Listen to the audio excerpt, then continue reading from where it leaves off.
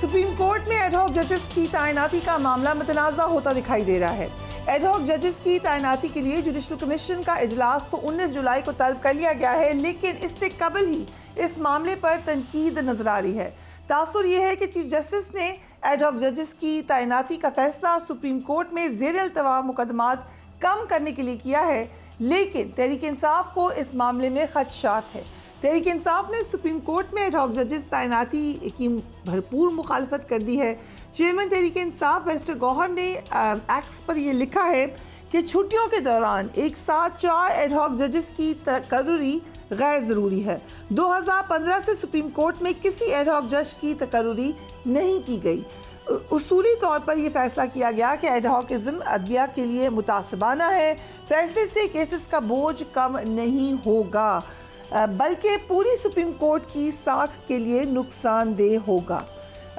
हम ये देख रहे हैं कि इस मामले के साथ साथ जो एक बैन का डिसीजन था, उसके ऊपर हुकूमत शायद अब बैन बैकफुट पर नजर आ रही है। जब इसहाक डार साहब से ये सवाल पूछा गया, उन्होंने क्या कहा? Let's watch that. फैसला जो है वो ऑब्वियसली लीडरशिप के पहले इसको देखेगी, जो वज़ीर इत्तलात ने कहा है, उसके बाद जो हमारे इत्तेहादी है उनसे मशवरा होगा और कानून आइन के तहत होगा। जबकि उससे पहले इंफॉर्मेशन मिनिस्टर अता तारड़ इस हवाले से कह चुके थे कि इत्तेहादियों के साथ मिलकर ये फैसला किया गया, वो भी देख लीजिए। और भी दीगर मामला पर इस वक्त PTI किधर खड़ी है, क्या मुश्किलात मजीद होने जा रही हैं PTI के लिए? वक्ती रिलीफ नज़र आया, लेकिन उसके बाद जो मामलात हैं उससे लगता है कि पावर सर्कल में किसी भी तरीके से अभी भी PTI की कबूलियत नहीं है। हमारे साथ मौजूद हैं former information minister Fawad Chaudhry. Thank you so much Fawad साहब। सबसे पहले तो let's come to this ad hoc जजेस इशू। आपने इस पर ट्वीट भी किया, आपने कहा अदालतों में ज़्यादा मुकदमों का ताल्लुक कतई तौर पर जज ज़्यादा होने से हल नहीं होगा। वाई सच फाइनलिटी? देखें, उसकी वजह यह है कि जो केसेस है ना, जब आप जाएंगी ना कभी किसी वक्त आप कोर्ट जाएँ या बल्कि अपने कोर्ट रिपोर्टर से पूछेंगे, तो उसकी सबसे बड़ी वजह इम्प्लीमेंटेशन ऑफ द जजमेंट्स का ना होना है। मसलन आप बताइए, इस वक्त आप जाए ना, सबसे पहले सुप्रीम कोर्ट एक नहीं 500 केसेस में कह चुकी है कि जो 18 साल की लड़की है उसकी शादी उसकी मर्ज़ी के बगैर नहीं हो सकती। अब आप किसी दिन कोर्ट्स में चली जाएं और आप देखें 30% आपको केसेस मिलते हैं रोज़, वही FIR दर्ज हो रही हैं, वो लड़कियों को उठा के ला रहे हैं, वो कर रहे हैं। भाई जब कह दिया कोर्ट्स ने, तय हो गया कि नहीं हो सकता, आपने लॉ इम्प्लीमेंट नहीं किया। फिर जो कस्टडी के केसेस हैं, बच्चों के केसेस हैं, ये यूनियन काउंसिल के आर्बिट्रेशन काउंसिल फैसला करे ना। हाई कोर्ट में रोज़ जो चले जाते हैं, वहाँ से सुप्रीम कोर्ट आ जाते हैं। जब तक law, problem is not the new जजेस और आप वो भरने का, क्योंकि जब जजेस बढ़ाते हैं ना, वो अपना काम खुद ही बढ़ा लेते हैं। अब ज़्यादातर जजेस जो हैं वो खुश रहते हैं उन कामों में जो उनके नहीं हैं। मसलन हाई कोर्ट के एक जज साहब जो हैं, उनको बड़ा शौक है जी, वो कह देंगे जी वो फलाना आप मील क्यों नहीं दे रहे, बिजली के ऊपर जो है वो लेके बैठे हुए हैं, ये उनके काम नहीं है। जब सुप्रीम कोर्ट ने जो असूल तय किए हैं, पहले वो इम्प्लीमेंट करें, फिर नए जजेस लगाएं। और जजेस लगाने के बंदे कोई नहीं आपके पास, लिहाजा आपने एग्जिस्टिंग लोगों में से लगाने होते हैं। आपका जो रिफॉर्म्स, और I must say Azam Nazeer Tarar is one person who knows in and out of ये जो हमारे लीगल प्रॉब्लम्स हैं, वो प्रैक्टिकल वकील है। अब आज़म नज़ीर तारड़ जो हैं, उनके होते हुए अगर ये रिफॉर्म नहीं करने तो फिर कब करने? तो मैं तो समझता हूँ उन्हें रिफॉर्म जो लॉज हैं, इस द एंटी टेररिज्म के ऊपर देखें, 7 मेंबर सुप्रीम कोर्ट जजमेंट है कि ये पॉलिटिकल केसेस में और इधर आप एंटी टेररिज्म लॉ नहीं लगा सकते। आप देखें पूरी PTI रोज़ सुबह हाज़िर होती है, सारी पाकिस्तान के एंटी टेररिज्म कोर्ट्स PTI के हमारे केसेस जो हैं वो, मैं एक कोर्ट में शुरू होता हूँ, सरगोदा, मियाँ वाली, लाहौर, फलाना, मैं अपने केसेस में एंटी टेररिज्म कोर्ट में पेश हो रहा हूँ, जिसका कोई ताल्लुक ही नहीं टेररिज्म से। टेररिज्म तो है ना जो बन्नू में हुआ, टेररिज्म है जो डेरा इस्माइल खान में हुआ, वो केसेस है ही नहीं। और जिनके लिए वो कोर्ट्स बनाई गई, और ये पॉलिटिकल यूज जो है उसका वो हो रहा है। सो बट PTI का मौक़िफ़ आपने देखा, वो आप यू बिलीव कि ये रिफॉर्म के लिए स्टेप लिया गया है? नहीं, इसका कोई ताल्लुक नहीं है ना। PTI जो गौहर बात कर रहे हैं वो बिल्कुल सही बात कर रहे हैं। एक तो 2015 के बाद जो है कभी एडहॉक जजेस जो हैं वो लगे ही नहीं, और लगाने भी नहीं चाहिए। दूसरी बात इसलिए कि जो जजेस आते हैं, आप रिटायरमेंट के बाद इंसेंटिवाइज कर रहे हैं ना उन्हें रिश्वत दे रहे हैं आप, या उनको आप दोबारा नौकरी दे रहे हैं। आप देखें और फिर किस ट्रेंड पे दे रहे हैं। ये चारों जजेस कौन है? ये चारों जजेस हैं जिन्होंने जस्टिस फ़ाइज़ ईसा साहब के रेफरेंस का फ़ैसला उनके हक़ में किया था। अब मुशीर आलम साहब ने, इज़ एन ऑनरेबल मैन, उन्होंने अपने आप को रिक्यूज़ कर लिया है। अब मकबूल बाकर साहब जो वो सिंध के चीफ मिनिस्टर थे, जिन्होंने इससे ज़्यादा रिग्ड इलेक्शन पाकिस्तान की तारीख के तो नहीं हुए ना। सुप्रीम कोर्ट के पास सबसे बड़ी, जिस पे आज ख्वाजा आसिफ की भी जान जा रही है और सबकी जान जा रही है, वो क्या है? वो ये है कि रिगिंग के केसेस खुलने हैं।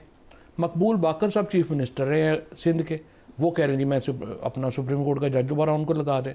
उसके बाद सरदार तारिक साहब हैं, सरदार तारिक साहब की वजह से ये सारी जो आज हो रही हैं गिरफ्तारियां, ये सरदार तारिक साहब की जजमेंट की वजह से हो रही हैं, क्योंकि उन्होंने पेशावर हाई कोर्ट का फैसला सस्पेंड कर दिया था कि आप गिरफ्तारी बेल के बाद दोबारा नहीं कर सकते। मिलिट्री कोर्ट्स के ऊपर आपको पता है उनके ऊपर एतराज़ हुआ, उन्हें बेंच छोड़ना पड़ा, उनको दोबारा जो है बुलाया जा रहा है। जो आपके मंदोखेल साहब हैं, उन्होंने जो आर्टिकल 6 का केस है कासूरी के ऊपर और पूरा नोट जो है वो उन्होंने लिखा हुआ है। सो आप एक माइंडसेट के लोग जो हैं उनको दोबारा ला के क्या मैसेज दे रहे हैं? राइट तो आप पॉलिटिकल मैसेज दे रहे हैं ना, ये ऑब्वियसली एक्सेप्टेबल नहीं होगा। स्पेशली कैसे? अच्छा, एक्सेप्टेबल आप जब कह रहे हैं कि नहीं होगा, क्या कर सकती है पीटीआई? इतराज ही कर सकती है ना। How can this stop it? पहली बात ये है कि पीटीआई को मतलब पीटीआई क्या है? पीटीआई वो पार्टी है जिसकी पूरी लीडरशिप जेलों में थी और उसने जेलों में होने के बाद भी 2/3 मेजॉरिटी से 3 करोड़ वोट लेके वो इलेक्शन जीत गए। और बाद में जो 47 कर लाना पड़ा, चेंज करना पड़ा, वो सारा आपके सामने। So PTI represents people of Pakistan.